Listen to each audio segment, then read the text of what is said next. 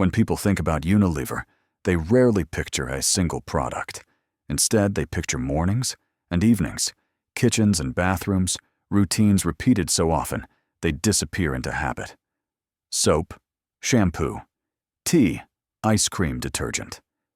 Unilever's genius does not shout, it whispers. And that is precisely why it is one of the most powerful companies on earth. Unilever is not a brand people aspire to own. It is a system people unknowingly live inside. Its true power lies not in luxury or spectacle, but in the quiet mastery of everyday life at global scale. Unilever's origins already reveal this philosophy.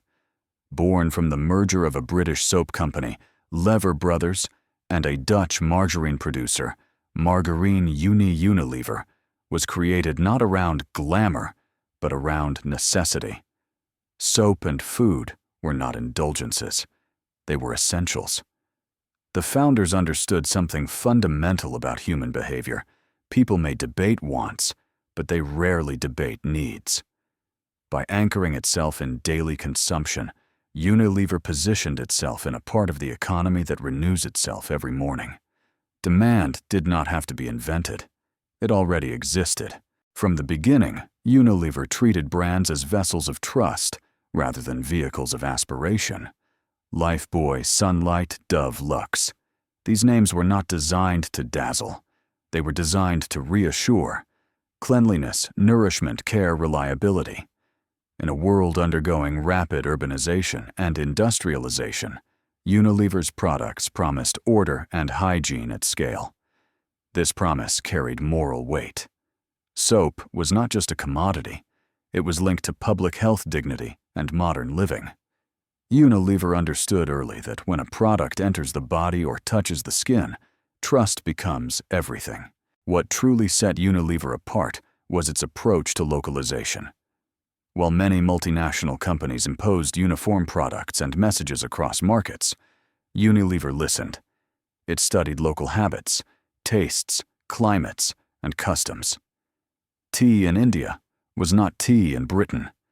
Food in Southeast Asia was not food in Europe.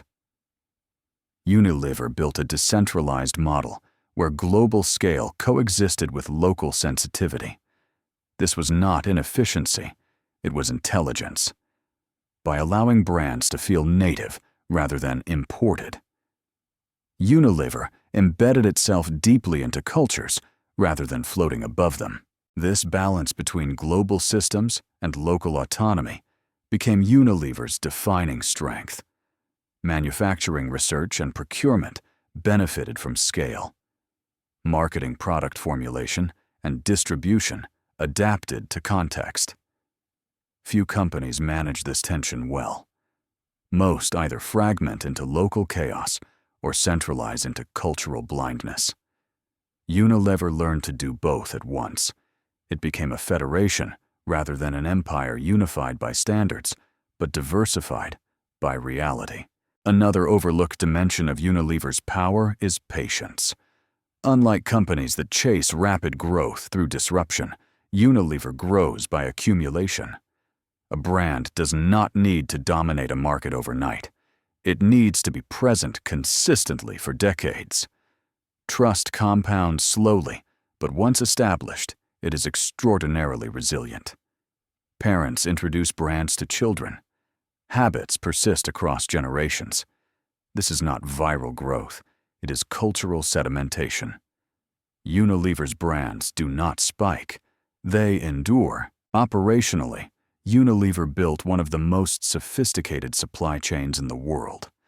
Sourcing agricultural inputs from millions of small farmers, processing them into consumer goods, and distributing them to every corner of the globe requires discipline bordering on invisibility. When it works, nobody notices. When it fails, millions feel it immediately. This operational quietness is deceptive. It hides extraordinary complexity. Unilever's real product is not soap or food. It is reliability at scale. As the 20th century progressed, Unilever's role expanded from manufacturer to shaper of norms. Advertising campaigns did not just sell products, They sold ideas about beauty, cleanliness, family, and self-worth. This influence came with responsibility. Over time, Unilever began to confront the ethical implications of its reach. Plastic wastewater usage, labor practices, nutrition, and representation could no longer be treated as externalities. When you serve billions daily, there is no outside left to hide consequences in. Unilever's response was not immediate or perfect, but it was notable. Long before sustainability became fashionable, Unilever began framing its future around purpose. The Sustainable Living Plan was not a marketing slogan. It was an attempt to reconcile scale with conscience. Growth would need to decouple from harm. Brands would need to stand for something beyond function. This marked a significant evolution. Unilever was no longer content with being essential. It wanted to be responsible. This shift introduced tension. Purpose can inspire, but it can also constrain. Consumers expect sincerity. Investors expect returns. Employees expect alignment. Balancing these demands is far more difficult than choosing one. For a company built on everyday affordability, moral ambition must be operationalized, not idealized. Promises must survive procurement decisions, factory realities, and price sensitivity in emerging markets. This is where Unilever's true test lies, because values expressed at headquarters must survive contact with billions of daily transactions. Yet Unilever's history suggests a unique capacity for this balancing act. It has always operated in the space between commerce and care. Soap cleans, but it also signals dignity. Food nourishes, but it also carries culture. This duality is not new to Unilever. It is foundational. The difference now is visibility. In a transparent, connected world, the quiet giant can no longer remain invisible. Its influence is examined, debated, and challenged. And it is exactly here that the deeper question of Unilever's role in the modern world begins to emerge.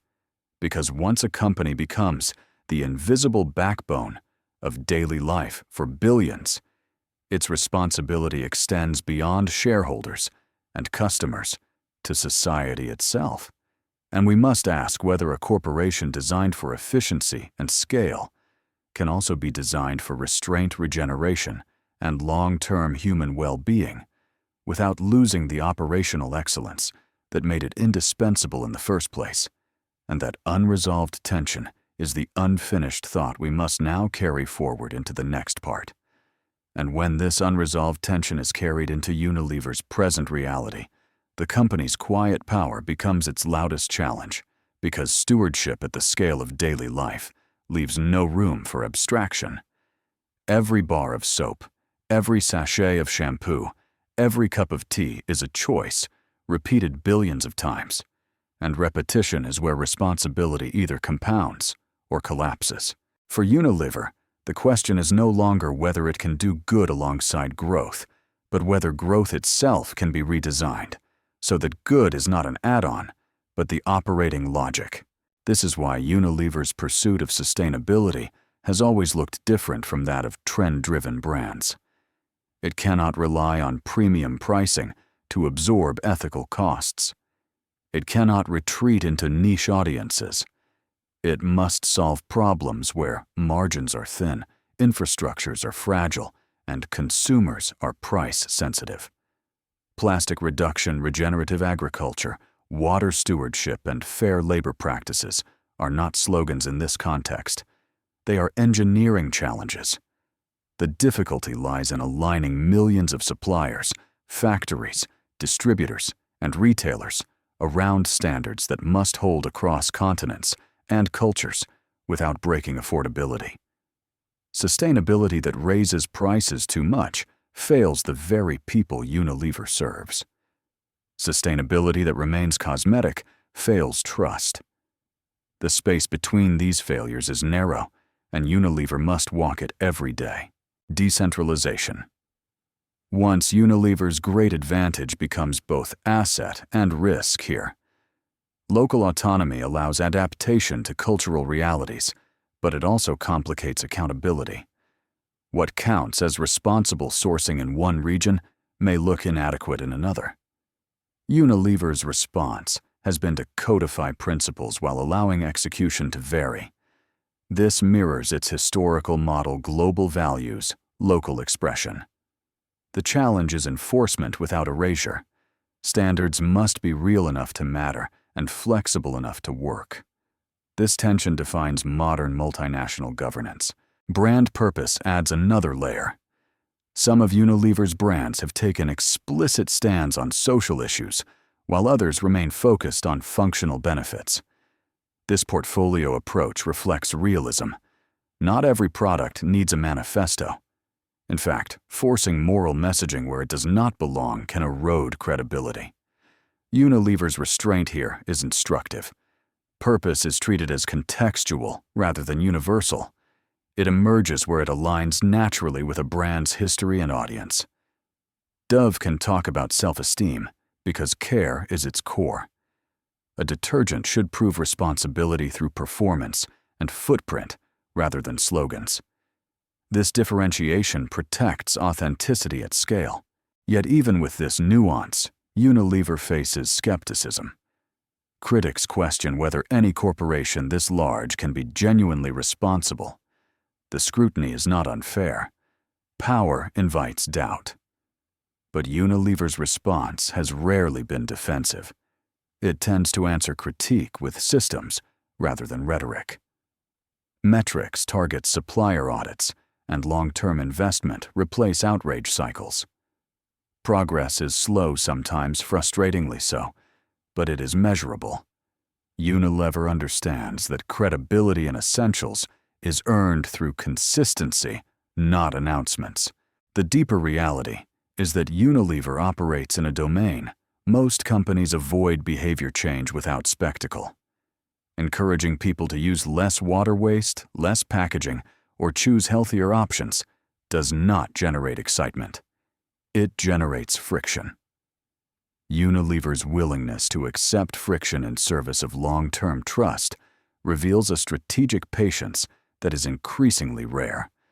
When your brands are woven into habits, changing those habits must be done carefully, incrementally, and with empathy. Shock rarely works. Persistence sometimes does. In this light, Unilever's influence looks less like domination and more like custodianship. It does not control platforms or attention. It supports routines. This makes its power both subtle and profound. When Unilever succeeds, society barely notices. When it fails, the consequences ripple quietly through health, environment, and dignity. This asymmetry is the burden of being ordinary at extraordinary scale. The final insight of Unilever's story is that the most powerful companies of the next century may not be those that move fastest or shout loudest, but those that learn how to slow themselves down without losing relevance. Growth that ignores consequence eventually erodes trust. Purpose that ignores economics collapses. Unilever's experiment is to hold both truths at once, to prove that a company can be efficient without being extractive, global without being blind, and profitable without being careless. Whether Unilever ultimately succeeds is still an open question. But its attempt matters because it is testing a model that few others can. A model where responsibility is not a marketing layer, but a constraint that shapes design. Where everyday products carry ethical weight without demanding ideological loyalty. Where the quiet act of washing hands or making tea becomes part of a larger negotiation between commerce and care. And this is the lasting lesson of Unilever as the global powerhouse behind everyday brands.